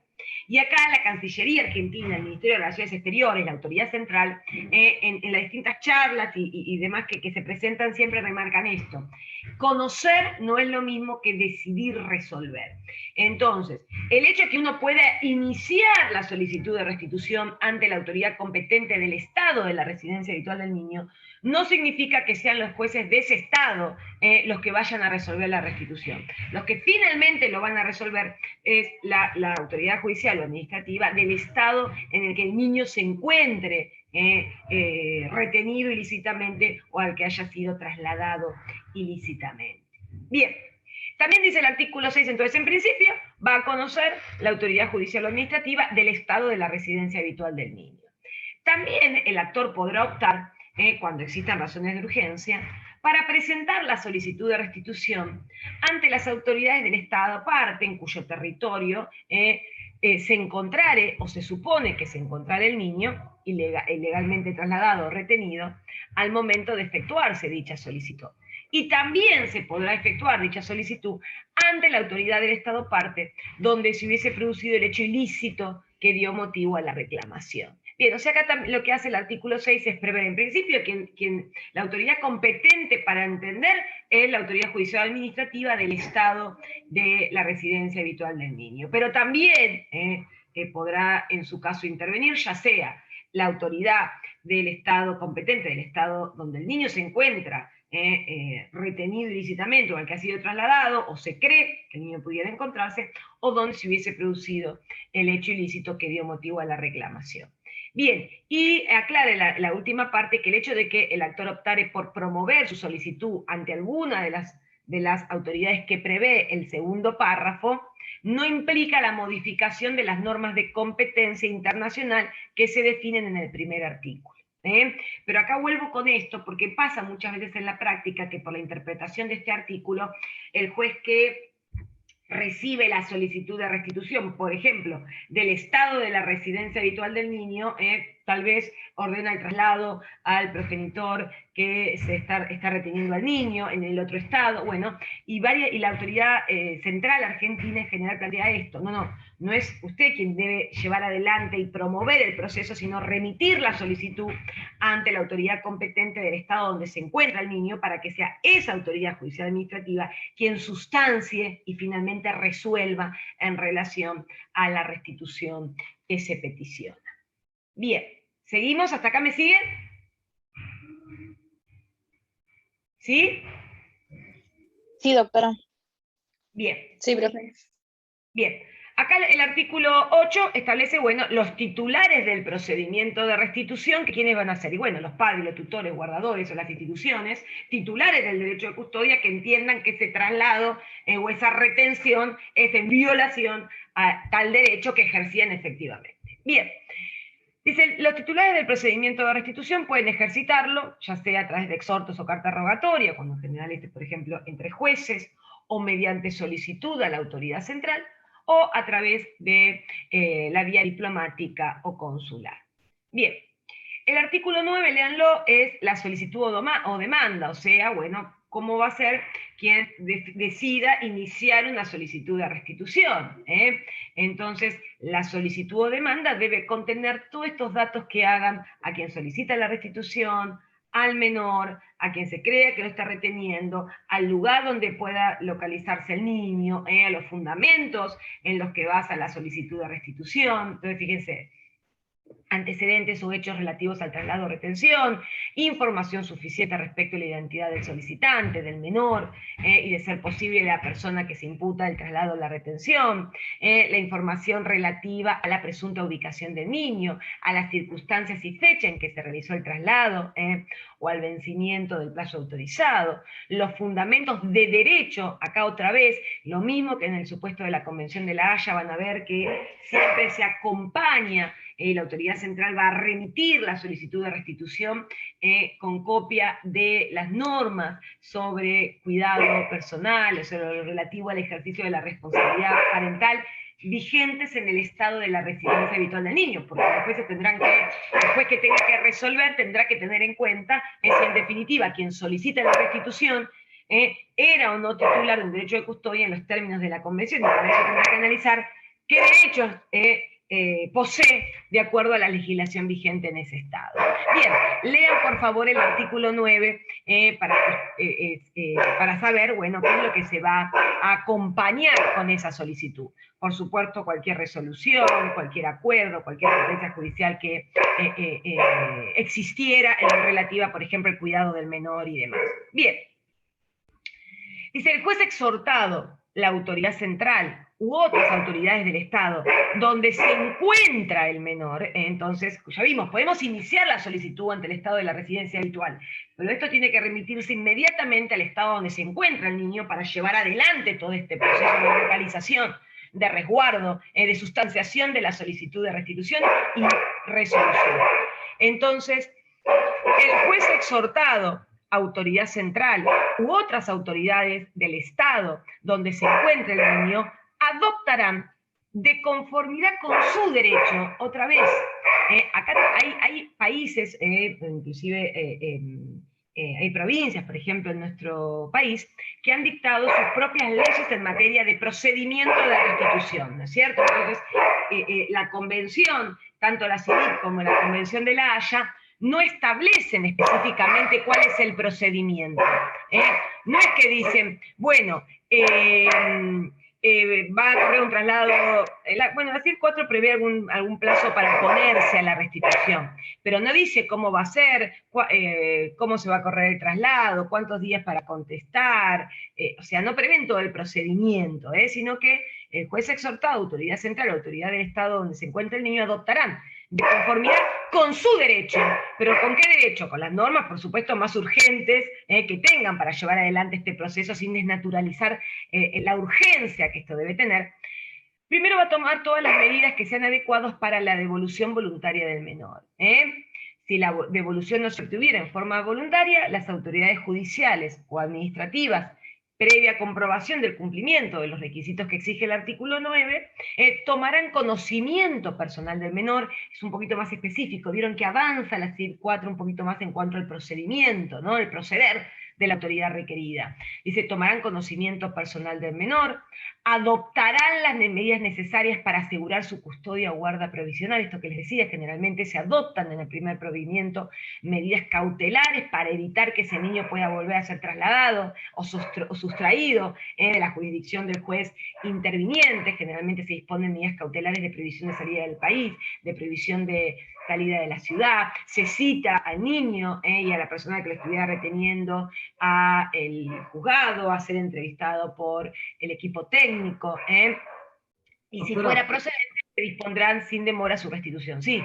Perdón, ¿también puede ser que lo lleven a un orfanato? ¿O se lo saquen a la persona que lo sustrajo y lo lleven a un lugar?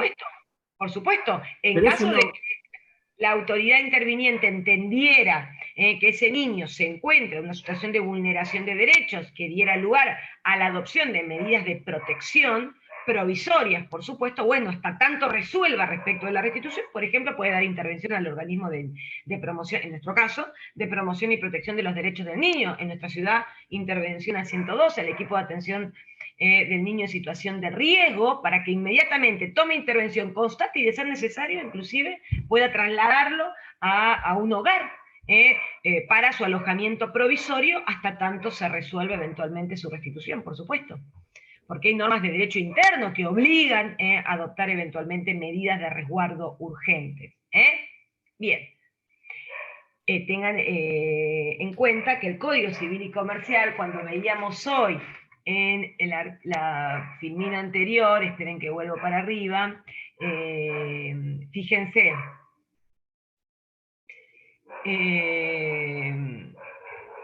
bien, aguárdenme, no los quiero aburrir, o sea, por supuesto que, continuemos porque por el horario vamos a estar muy justo, por supuesto que el juez va a adoptar todas las medidas necesarias para garantizar la localización del niño, su resguardo, y si entiende que puede estar en una situación de vulneración de derechos, le dará eventualmente intervención a los organismos correspondientes para el resguardo del niño hasta tanto resuelva la eventual restitución. Bien, vamos a ver hasta dónde podemos llegar, porque les quería leer un fallo, pero bueno, vamos a ver si llegamos. Entonces, tomará conocimiento del menor, adoptará las medidas necesarias para asegurar su custodia o guarda provisional en las condiciones que aconsejen las circunstancias. Esto habilita justamente lo que vos estás refiriendo. Y si fuera procedente, dispondrá sin demora su restitución. En este caso se le comunicará a la institución que conforme a su derecho interno corresponda tutelar los derechos del menor. Esto mismo que decíamos hoy. Eventualmente se puede dar intervención al organismo competente en resguardo en materia de promoción y protección de los derechos del niño. Asimismo, mientras se resuelve la restitución, las autoridades competentes adoptarán las medidas necesarias para impedir la salida del menor del territorio de su jurisdicción. Esto que decíamos hoy, generalmente en el primer despacho se proveen medidas cautelares provisorias tendientes a evitar que el niño pueda salir de la ciudad, pueda salir del país. Bien. El artículo 11, continuando del mismo modo que hacía el 12, 13 de la Haya, establece que la autoridad judicial o administrativa del estado requerido, o sea, del estado donde se encuentra el niño retenido o al que ha sido trasladado, no va a estar obligado a ordenar la restitución del menor cuando la persona o la institución que presentare oposición demuestre. Lo mismo que prevé el artículo 13. Entonces, acá prever causales por las cuales la autoridad requerida puede rechazar esa solicitud de restitución. Y para eso es necesario que en principio, por supuesto, hay un traslado de la solicitud de restitución y la persona que haya trasladado o se encuentra reteniendo al niño y pretenda oponerse a esa restitución, podrá, por supuesto, presentarse y invocar alguna de las causales que prevé la Convención. Entonces, ¿qué puede demostrar? Que los titulares de la solicitud o demanda de restitución no ejercían efectivamente su derecho en el momento del traslado de la retención, o hubieran consentido o prestado su anuencia con posterioridad a tal traslado o retención. Lo mismo que prevé el artículo 13.1a, ¿no es cierto?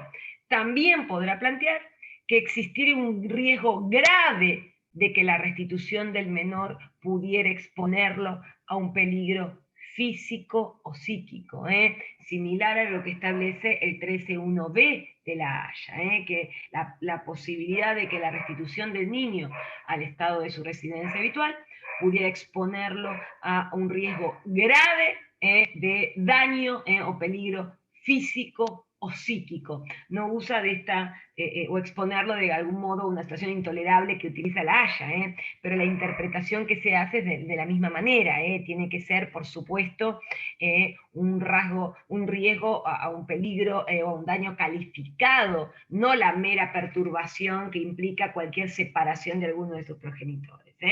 Habrá que analizar detalladamente las circunstancias del caso y recuerden que en el marco de la Conferencia de la Haya y en la página de la Conferencia de la Haya tiene las guías de buenas prácticas relativas a este inciso que justamente procura armonizar esta interpretación, este supuesto. La autoridad exhortada puede también rechazar la restitución si comprobare que que el menor se opone a regresar y a juicio de la autoridad competente, la autoridad y madurez del menor justificase tomar en cuenta su opinión. O sea que los supuestos del artículo 11 replican en los del artículo 13 de la Convención de La Haya. Bien. El artículo 12 habla de que la oposición fundamentada a la que se refiere el artículo anterior deberá presentarse dentro del término de 8 días hábiles. Bueno, esto es algo que no prevía la Convención de La Haya, ¿no es cierto? Bueno, prevé el plazo una vez notificado de la solicitud de restitución. En principio, el progenitor que se encontrara reteniendo hubiera trasladado al niño, según la Convención, tiene 8 días hábiles a partir del momento en que la autoridad toma de conocimiento del menor, él hiciera saber a quién lo retiene. Bueno, la autoridad judicial administrativa evaluarán las circunstancias y las pruebas que aportare la parte opositora para fundar la negativa. Por supuesto, quien pretenda oponerse deberá alegar y probar la causal que alega. Deberá estarse al derecho aplicable y a los precedentes jurisprudenciales o administrativos existentes en el estado de la residencia habitual, por supuesto, y requerirán, en caso de ser necesario, la asistencia de autoridades centrales o de agentes diplomáticos o consulares de los estados partes. Bien, terminen ustedes la lectura del artículo y recordemos el artículo 14, ¿se acuerdan que hacía referencia a los plazos? Esto lo vimos, ¿se acuerdan cuando veíamos el artículo 12 de la Convención de La Haya, que vimos la diferencia con el 14 y cómo sí prevé la suspensión del plazo cuando no se ignorara el paradero del niño? Entonces los procedimientos previstos en esta convención deberán ser instaurados dentro del plazo de un año calendario contado a partir en que el menor hubiera sido trasladado o retenido ilegalmente. En principio dice, bueno, hay que solicitarlo dentro del año calendario. Pero respecto de menores cuyo paradero se desconozca, el plazo se computará, comienza a correr, a partir del momento en que fueron precisa y efectivamente localizados. Por lo tanto, de aplicarse esta convención no podría darse el supuesto de análisis que vimos en Lozano con Montoya Álvarez. Y también prevé que por excepción, lo mismo que hacía el artículo 12 en la última parte de la Haya, por excepción, el vencimiento del plazo de un año desde que se produjo el traslado de la retención no impide que la autoridad competente ordene la restitución, a menos que se demostrara que el menor ha quedado integrado a su nuevo entorno. Entonces, además de las causales que prevé el artículo 11 que vimos en este caso de la CIDIP, bueno, debemos agregar también el supuesto de que hubiese transcurrido más de un año de producción del traslado y el menor se encontrara integrado a su nuevo medio. Lo mismo que vimos también en el artículo 12 de la Convención de la Haya. El artículo 15 prevé, igual que lo hacía la Convención de la Haya, que la restitución del menor no implica prejuzgamiento sobre la determinación definitiva de la custodia o guarda. Esto que decíamos hoy. Esto no implica resolver las cuestiones de fondo, sino simplemente constatado la existencia de un traslado o retención ilícito y que no corresponde hacer lugar a ninguna de las causales para denegar la restitución que prevén las convenciones, corresponde ordenar la inmediata restitución, para que sean eventualmente las autoridades competentes del Estado de la residencia habitual del niño quienes decidan respecto a las cuestiones de fondo de custodia o guarda. Y el artículo 16, al igual que lo hacía la Convención de La Haya, plantea, bueno, en caso de tomar conocimiento las autoridades de un Estado de que ha tenido lugar eventualmente un traslado o retención ilícita, no podrán decidir sobre el fondo del derecho de guarda, hasta que se demuestre que no se reúnen las condiciones para el retorno del menor, o hasta que haya transcurrido un plazo razonable sin que se haya instado la solicitud de restitución. Bien, esto de la misma manera. Terminen por favor ustedes, como les mencioné anteriormente, lean toda la convención y también el convenio argentino-uruguayo. Hay alguna otra norma en nuestra legislación que también de alguna manera sanciona este tipo de conductas. Fíjense, por ejemplo, que en el marco del derecho penal, la ley 24.270 prevé la configuración del delito, dice, configura ese delito al padre o tercero que impidiere o obstruyere el contacto de menores de edad con sus padres no convivientes, ¿no? El impedimento de contacto, el famoso impedimento de contacto que vemos que muchas veces cuando hay impedimento de un progenitor para que el otro pueda tener contacto con su hijo, además de eventualmente las causas que tramitan en el fuero de familia, promueven la denuncia penal por impedimento de contacto. Bueno, específicamente en el artículo 2 de la ley 24.270, fíjense, en las mismas penas incurrirá, las mismas penas que refiere el artículo primero, el padre o tercero, que para impedir el contacto del menor con el padre no conviviente, lo mudare de domicilio sin autorización judicial. Si con la misma finalidad lo mudare al extranjero, sin autorización judicial o excediendo los límites de esta autorización, las penas de prisión se elevarán al doble del mínimo. Bueno, o sea que tengan en cuenta que si bien esto es derecho penal interno en nuestro ordenamiento jurídico, también de alguna manera se propugna, bueno, rechazar y sancionar conducta de esta naturaleza.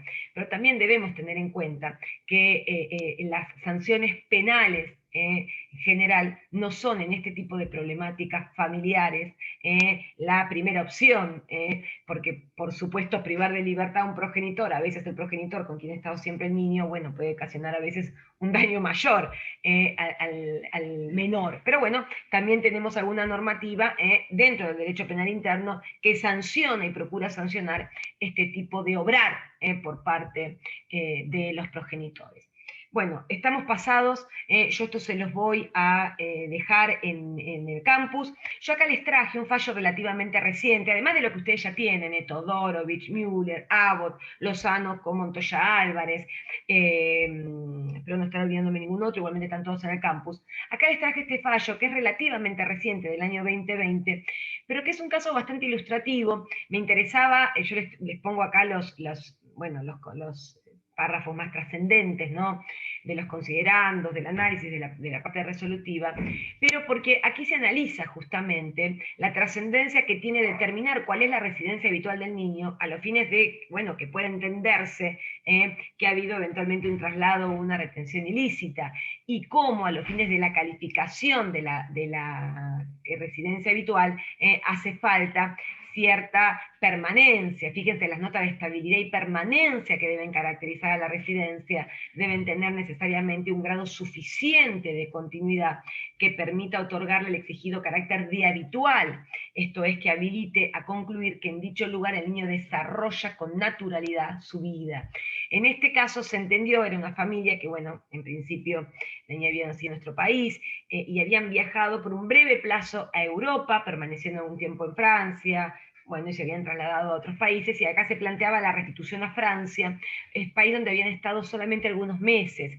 Entonces aquí se analiza en este caso si esa breve permanencia de la niña en Francia, que no llegaba a los 3 meses, podía entenderse como el lugar de su residencia habitual. Bueno, en este caso finalmente no. Dice que en dicho contexto, la circunstancia de que los 3 meses y medio que duró el viaje a Europa, la niña permaneció con sus progenitores tan solo un mes y algunos días en Burdeos, Francia, unida, que contaba con tan solo 5 meses de edad cuando viajó a ese continente, resulta insuficiente para atribuirle la estabilidad y permanencia requerida para considerar dicho estado extranjero como el centro de gravedad de su vida. Fíjense cómo califica la residencia habitual, centro de gravedad de su vida. Bueno, entonces ustedes lo van a tener, finalmente, en este caso, hace lugar a la queja porque se le había denegado el recurso, declara admisible el recurso extraordinario y cuando entra a su análisis revoca la sentencia apelada y rechaza la demanda de restitución. Bueno, esto se los traje como algún fallo reciente para que vean también cómo se ha analizado allí y analizado la aplicación de la convención. Y no quiero dejar de mencionarles las guías de buenas prácticas. En la página de la Convención de La Haya tienen publicadas las guías de buenas prácticas de distintos aspectos de la convención. Existe también la Red Internacional de Jueces de La Haya. ¿Por qué? Porque se ha creado esta red internacional que procura designar jueces en los distintos estados partes en pos justamente de facilitar la coordinación y aplicación de esta convención. Hoy no está solamente la doctora Tagle de Córdoba. Córdoba es una provincia de nuestro país bastante avanzada en esta temática. Tiene su propia ley sobre procedimiento de restitución. Bueno, es un país que, bueno, es una provincia, perdón, que está bastante avanzada en cuanto a la normativa provincial en esta temática. Bien, tengan en cuenta también el artículo 27 de la CIDIP 4, que habla del Instituto Interamericano del Niño, que es un organismo dentro del marco de la OEA, que también tiene su rol en esta cuestión, y simplemente les menciono también para que tengan en cuenta el convenio relativo al del año 96, relativo a la competencia, ley aplicable, reconocimiento y ejecución y cooperación en materia de responsabilidad parental y medidas de protección de los niños, que está aprobado, pero todavía no está finalmente ratificado. Hay una cuestión de traducción allí aparentemente que está frenando la final aplicación y ratificación en nuestro país.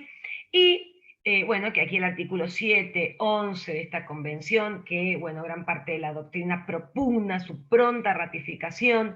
Bueno, esto meritaría, por supuesto, un análisis mayor. Tengan en cuenta el protocolo de actuación para el funcionamiento de los convenios de sustracción internacional, que es un instrumento muy útil y que este fallo del 2020 de la Corte que yo les traía lo menciona como una herramienta útil para, en los casos prácticos, para que los jueces, fundamentalmente de las provincias que no han dictado sus propias leyes sobre procedimiento en esta temática, bueno, puedan recurrir para de alguna manera armonizar y estandarizar el procedimiento de restitución. Aquí tienen el link para poder acceder a ellos. Y también tengan en cuenta que el reglamento 2019-1111 de la Unión Europea, de junio del 2019, es un reglamento que deroga el reglamento 2201 del 2003, y que tiene normativa específica en parte de su articulado sobre restitución internacional, pero que va a entrar a regir a partir del 1 de agosto del 22. Esto para hacer referencia a alguna normativa, en este caso en el marco de la Unión Europea, que también hace referencia a esta temática de restitución internacional. Bueno, esto por supuesto ha sido más que espérenme que voy a salir de compartir. Bueno, con esto vamos a terminar. Les van a tener esto accesible, por supuesto, en el campus, dentro de los textos legales y el material de estudio, el libro del doctor, las convenciones que mencionamos, la Convención de La Haya, la CIDIP 4, el Convenio Argentino-Uruguayo, esto es obligatorio, por supuesto, su estudio, el Código Civil y Comercial, los articulados específicos en esta temática, y me parece que también les puede ser de utilidad el informe explicativo de Pérez Vera, que también lo van a tener sumado al campus, y que por supuesto lo pueden acceder desde la página de La Haya. Así que bueno, y en el material de estudio, bueno, iban a tener también los fallos y demás. Son todos los que tienen también desarrollados en el libro, así que no van a tener dificultad para poder acceder al material de estudio para esta temática. En principio, veremos cómo venimos con el tiempo para ver si podemos desarrollar en alguna clase algún fallo en particular, pero lo que vamos a hacer en lo inmediato es continuar con otra temática. En la próxima clase seguramente continuaremos con adopción internacional. Lean este tema, cualquier duda, por supuesto, que se les pudiera generar, lo vemos y lo abordamos antes de arrancar la clase que viene con el nuevo tema. ¿Sí? Pero en principio, entonces, hasta acá llegamos con lo relativo a restitución internacional. Arrancamos la próxima con un nuevo tema.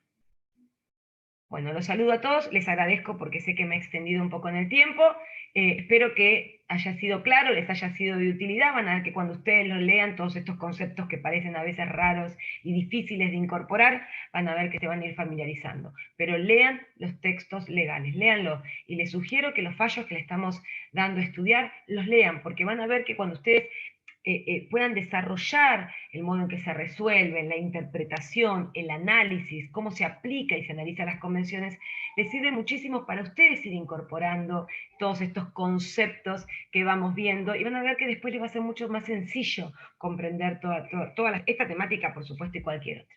Es mucho más difícil estudiarlo de un extracto de un renglón del libro, ¿no? Vayan y procuren, por supuesto que tienen tiempo y ganas, de estos textos legales o los fallos que le estamos dando para estudiarlos, leerlos completos. Bueno, los saludo a todos, que sigan todos muy bien. Doy por finalizado, alguno va a parar en algún momento la grabación, que no sé quién es la que lo está manejando. Un saludo a todos, chicos, nos vemos la semana que Gracias, viene. doctora. Gracias, doctora. Hasta Gracias. luego. Gracias. Gracias.